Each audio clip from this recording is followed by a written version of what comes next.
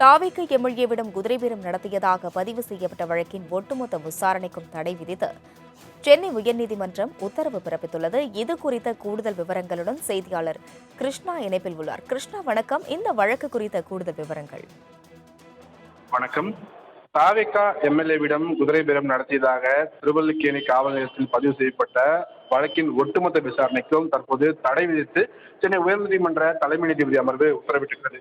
சட்டப்பேரவையில் சபாநாயகர் ஜே.சி. பிரபாகருக்கு எதிராக தீர்மானம் கொண்டு வர இருப்பதாகவும் ஆளும் தாவேகா கட்சியின் உறுப்பினராக இருந்தாலும் அத்தீர்மானத்தின் மீதான வாக்கெடுப்பின் போது தாங்கள் சொல்லும்படி நடந்து கொண்டால் சன்மானமாக 35 கோடி ரூபாய் வரை தருவதாக பேரம் பேசி ஊத்தங்கரை தொகுதி தாவேகா எம்எல்ஏவான இளையராஜா சென்னை காவல் ஆணையரிடம் புகார் அளித்திருந்தார்.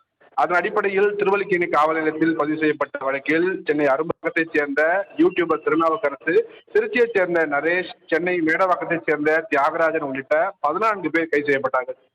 இந்த வழக்கில் திமுக முன்னாள் அமைச்சர் செந்தில் பாலாஜியின் சகோதரர் அசோக்குமார் சேர்க்கப்பட்டுள்ள நிலையில் இருவரும் சென்னை உயர்நீதிமன்றத்தில் முன்ஜாமீன் பெற்றிருக்கிறார்கள். இந்த வழக்கில் கைதாகி ஜாமீன் பெற்ற ரமேஷ் என்பவர் குதிரை பேரம் பேசப்பட்டது தொடர்பாக திருவல்லிக்கேணி காவல் நிலையத்தினர் பதிவு செய்திருக்கக்கூடிய வழக்கை சிபிஐக்கு மாற்ற உத்தரவிட வேண்டும் என்று தாக்கல் செய்த மனுவில் மத்திய மாநில அரசுகள் சிபிஐ ஆகியோர் பதிலளிக்க உத்தரவிடப்பட்டு ரமேஷ் மீதான விசாரணைக்கு மட்டும் தடை விதிக்கப்பட்டிருந்தது.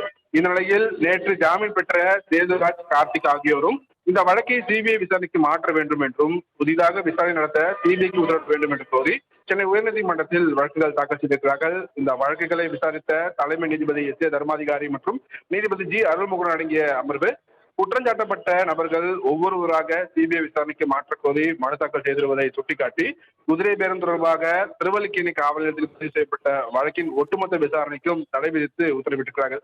மேலும் வழக்கின் விசாரணையை ஆகஸ்ட் 27ஆம் தேதிக்கு தள்ளி வைத்து தலைமை நீதிபதி அமர்வு உத்தரவிட்டிருக்கிறது. அஸ்வினி, தற்பொழுது உயர்நீதிமன்றம் இந்த வழக்கிற்கு தடை விதித்த நிலையில் தாவேகாவின் அடுத்த கட்ட நடவடிக்கை என்னவாக இருக்கலாம்? கிருஷ்ணா, நிச்சயமாக இந்த வழக்கு ஒட்டுமொத்தமாக குதிரை பேரம் தொடர்பான அனைவருக்குமே ஏற்கனவே அதில் கிட்டத்தட்ட 5 பேருக்கு இதுவரை ஜாமீன் ஆனது வழங்கப்பட்டிருக்கிறது. இருவருக்கு முன்ஜாமீன் வழங்கப்பட்டிருக்கிறது.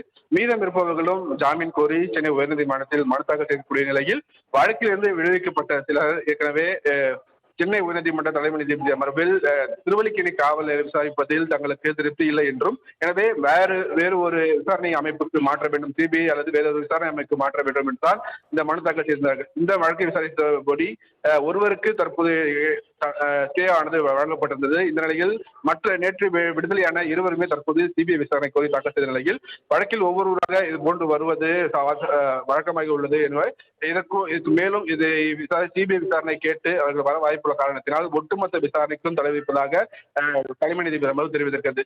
இவை இருக்கும் பட்சத்தில் சென்னை உயர்நீதிமன்றத்தின் இந்த உத்தரவு தாவேகாவுக்கு எதிராக அமைந்துள்ளதால் தாவேகா தரப்பில் அடுத்த கட்டமாக உச்சநீதிமன்றத்திற்கு தான் செல்ல வேண்டும் என்று அதிக வாய்ப்புள்ளது. அஸ்வினி, கிருஷ்ணா, விவரங்களுக்கு நன்றி.